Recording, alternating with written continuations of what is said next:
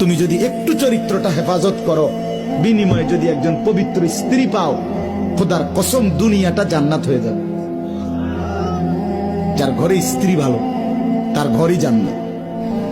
আর যার বেড়ি খারাপ, যার বউ অসৎ, চরিত্রহীন, বেপর্দা, বেহায়া, যে বেড়ি নিজের স্বামীরে নিজের শরীর রূপ যৌবন দেখানোর চাইতে রাস্তায় দেখানোটাকে বেশি পছন্দ করে, খোদার কসম তার ঘর জাহান্নামের টুকরা, জাহান্নামের টুকরা, জাহান্নামের টুকরা।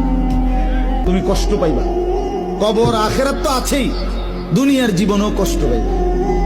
স্ত্রী যার খারাপ, স্ত্রী যার দুশ্চরিত্র, যে মহিলা তার স্বামীকে পছন্দ করে না, স্বামী বেচারা যখন সামনে থাকে তখন সাধারণ কাপড় একখান ফুইরা থাকে, কিন্তু বাজারে এখান থেকে শুধু মালাই বাঙ্গরা যাইব, এ বুড়ি রেডি হইছে 1 ঘন্টা লাগাই।